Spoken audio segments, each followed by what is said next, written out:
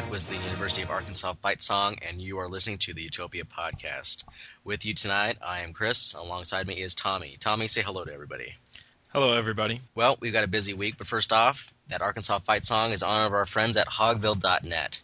We noticed they linked to our show last week, so we're giving them a little bit of love. Play the Arkansas fight song, mention their website, and we want to give you and your fellow college football fans the opportunity to get a little love from our show.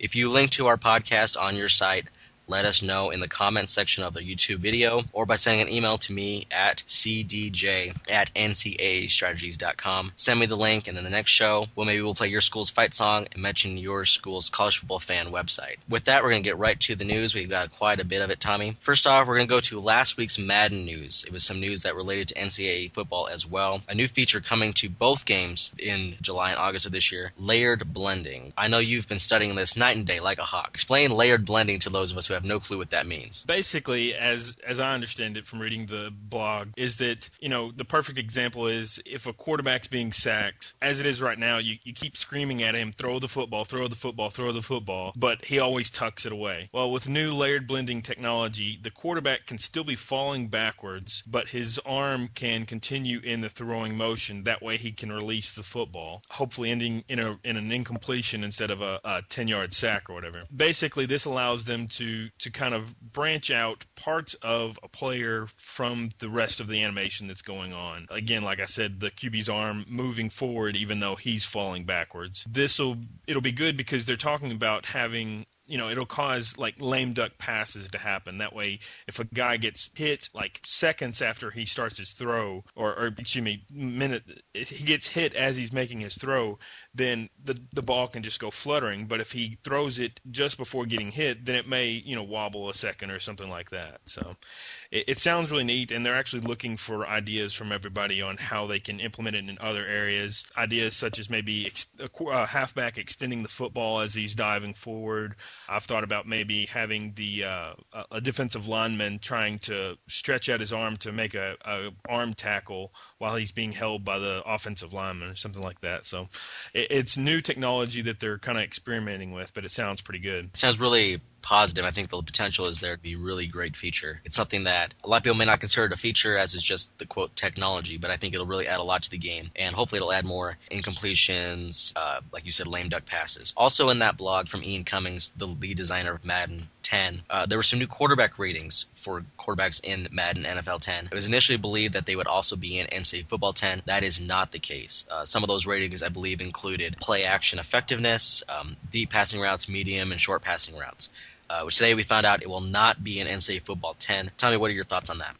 At first, I hated hearing that just because that can really expand the passing game, just because, every quarterback almost has a similar feel to him. Obviously, their throw power and throw accuracy are different, but all together they still have the same feel. So this would have given us some more room to grow as far as quarterbacks go. But Rombik on our forums made an excellent point that there's no way that anybody doing ratings for these teams could be able to accurately rate more than 360 quarterbacks on these 5 new abilities. I mean, it's going to be difficult enough for Madden. Obviously, they'll be able to get the guys that play every Sunday, but it's going to be difficult enough for them to get the backup scrubs and things like that. But think about doing for all of the NCAA quarterbacks. It would be near impossible. And I think also, before people get too upset about not being an NCAA, is we don't know how well it will work in Madden 2010.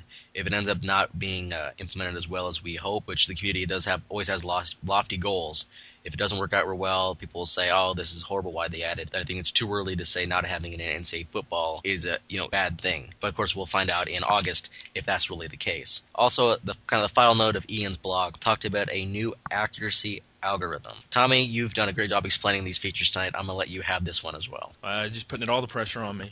I'm trying. Basically, how he explained this is, for example, quarterbacks throwing to the sideline, and there's one perfect spot that the quarterback wants to throw the ball to. With their old algorithm, they basically had an oval accuracy target that it could be anywhere within that oval. Obviously, the center would be ideal. With the new algorithm, though, the range is actually more of, I guess, like a triangle pointed ahead of the receiver. They explain this because with the old algorithm, it was too easy for the quarterback to end up throwing the ball behind the receiver, but he could still easily make that catch.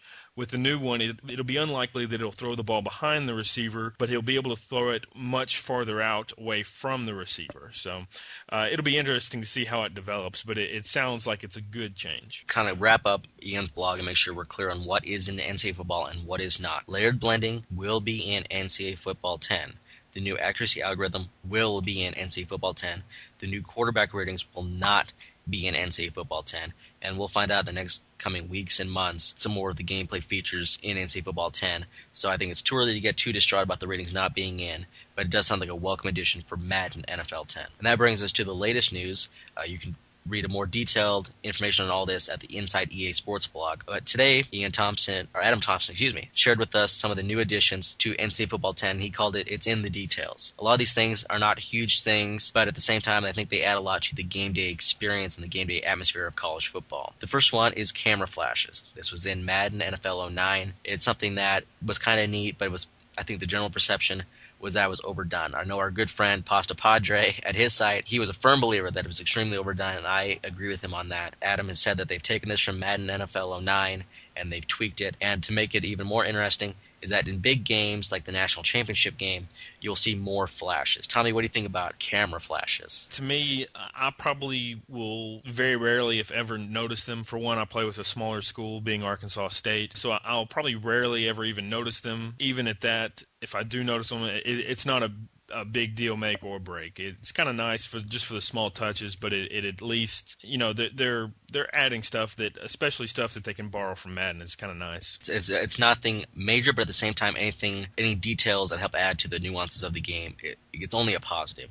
The next addition are field goal nets. These were in Madden last year. This year they will be in NCAA Football. The only thing that caught my eye here was that instead of the All-State logo, we get the EA Sports logo. That's the only thing that stood out to me on the field goal nets. Kind of the third addition are windsocks. No, they don't go on outside on your porch. These are the little, pretty much what I would say, the streamers on top of the field goal post to indicate what direction the wind is blowing. And I thought Adam had an interesting comment when he said, for more of a challenge, don't use your kicking meter, just look at the windsocks. So I'm guessing that implies that they will blow according to the wind, that they won't just be flopping randomly on their own accord. But the big feature that Adam announced today is something that I think the community really, really wanted. Make a list every year of the top things that I think the community asked for in terms of frequency. And I think this was probably a top 10 item, obviously below gameplay and some major things.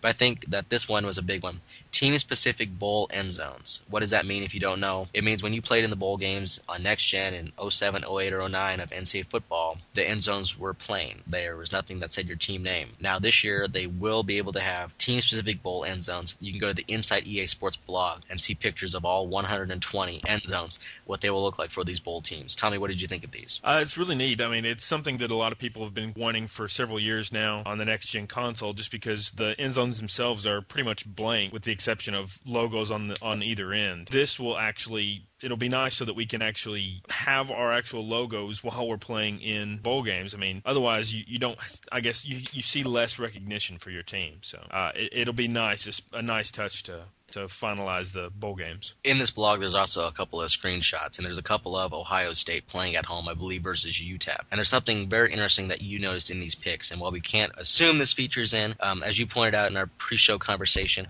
it looks like an old friend may be returning, progressive lighting. We can read way too much into these pictures because it is very much a work in progress. It looks like progressive lighting is in. There's a game, it looks like it's actually Ohio State versus Illinois, but there's two pictures from the same game. In one, it seems bright as day, and then the next it seems more like a dusk. Again, we can't confirm or deny that the progressive lighting is actually in the game or not. It at least gives us some hope that it is. As well, again, we can read into this all we want, but it looks like head coaches and refs aren't on either field, so they may not be in the game this year either. So, Tommy, any final thoughts before we wrap it up? I just want to let everybody know that there's only 138 shopping days left for NCAA Football 10. Get out there and pre-order tomorrow. For Tommy, this is Chris. Everyone, thanks for listening to the Utopia podcast. Check us out at ncaaStrategies.com. Check us out on iTunes. Search for the Utopia podcast. You can get us there as well. Everyone, thanks for listening. This has been the Utopia podcast.